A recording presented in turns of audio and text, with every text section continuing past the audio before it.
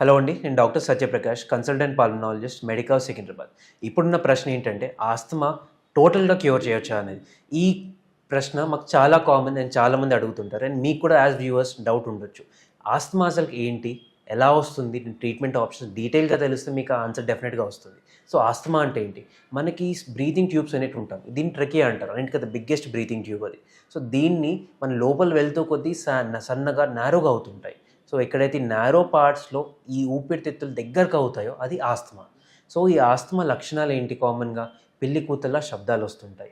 ఈ శబ్దాలు వచ్చినప్పుడు ఏంటంటే మా శ్వాస తీసుకోవడం ఇబ్బందిగా ఉంటుంది, శ్వాస వదలడం కూడా ఇబ్బందిగా ఉంటుంది.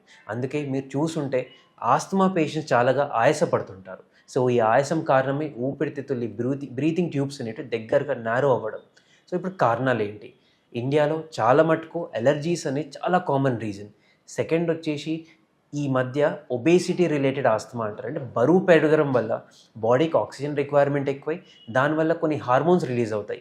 ఈ హార్మోన్స్ వెళ్ళి లంగ్స్ పైన యాక్ట్ చేసి ఆస్తమా లాంటి స్టేట్ తీసుకొస్తాయి. థర్డ్ వచ్చేసి వాళ్ళ బాడీ నేచరే అది. అంటే కొంతమందికి వంశపారంపర్యంగా ఆస్తమా అనేది ట్రాన్స్ఫర్ అవుతూ వస్తుంటుంది. సో అలాంటి ఆస్తమాలు కొన్ని ఉంటాయి. ఇది మనం కామన్గా డీల్ చేసే ఆస్తమాలు ఇవ్వండి. సో ఇప్పుడు నెక్స్ట్ దీనికి ట్రీట్మెంట్స్ ఆప్షన్స్ ఏముంటాయి అనేది. నార్మల్గా ఆస్తమా ట్రీట్మెంటే ఇన్హేలర్స్. సో ట్రీట్మెంట్ ఆప్షన్ని నేను ఫస్ట్ చెప్పినా అంటే అంత ఇంపార్టెంట్ అండి. ఆస్తమాకి ఇన్హేలర్ ట్రీట్మెంట్, సివియర్గా ఉంటే నెబులైజర్ ట్రీట్మెంట్. నెక్స్ట్ ఈ టాబ్లెట్స్ అనేటివి ఆస్తమాకి చాలామంది ఇస్తుంటారు.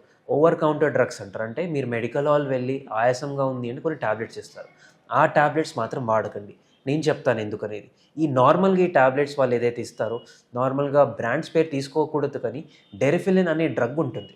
సో దీని ద్వారా ఏమవుతుంది, హార్ట్ పైన ఎవరికైతే ఆల్రెడీ హార్ట్ ప్రాబ్లం ఉన్నదో లేకుంటే హార్ట్ ప్రాబ్లం రిస్క్ ఉన్నదో వాళ్ళు తీసుకోవడం వల్ల ఈ హార్ట్ ప్రాబ్లం అనేది ఎక్కువ అవుతుంది. యాక్చువల్గా ప్రాక్టీస్లో ఏ పల్మనాలజిస్ట్ యూజ్ చేయరండి ఈ డ్రగ్స్. మీరు అదే ఇన్ కేస్ అన్క్వాలిఫైడ్ డాక్టర్ దగ్గర వెళ్ళారనుకోండి, వాళ్ళు ఇచ్చే ఇంజెక్షన్కి 100% తగ్గుతుంది. ఎందుకు అంటే వాళ్ళు స్టెరాయిడ్ ఇంజెక్షన్స్ ఇస్తారు. సో ఎక్కడ వెళ్ళాలి, ఎవరి దగ్గర వెళ్ళాలని మీరు 100% డిసైడ్ చేసుకోవాలి. సో నెక్స్ట్ ఫస్ట్ చెప్పినట్టు ఈ ట్రీట్మెంట్ అనేది ఇన్హేలర్స్లో ఏముంటుంది, దాంట్లో కూడా స్టెరాయిడ్ ఉంటుంది. మీరు అనుకోవచ్చు ఇందాకే స్టెరాయిడ్స్ రాంగ్ అన్నారు, మళ్ళీ ఈయనని స్టెరాయిడ్స్ చెప్తున్నారు. ఈ స్టెరాయిడ్స్ అనేది మిల్లీగ్రామ్స్లో ఉంటుంది. మన టాబ్లెట్స్ మాత్రం మైక్రోగ్రామ్స్. అంటే రెండింటి మధ్యలో ఒక 1000 టైమ్స్ డిఫరెన్స్ ఉంది డోస్లో. నెక్స్ట్ ఈ స్టెరాయిడ్ ఏవైతే తీసుకుంటారో మళ్ళీ ఊపిరితిత్తుల్లోనే ఒక 99.9% ఉంటుంది. అంటే బ్లడ్లో కలిసింది జస్ట్ 0.01%.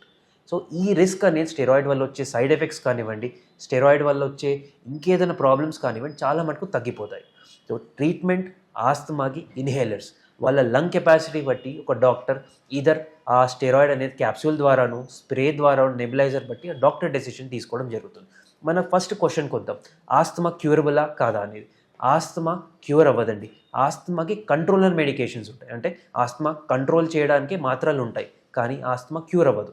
ఎందుకంటే బాడీ నేచర్ అది. మనం ఈ క్యూర్ పాయింట్ ఆఫ్ వ్యూ పట్టుకొని ఆస్తమా క్యూర్ లేదని మందులు వాడకపోవడం మాత్రం తప్పు చేయకూడదు. నెక్స్ట్ ఆస్తమా ఉన్న వాళ్ళు ఎలాంటి జాగ్రత్తలు తీసుకోవాలి.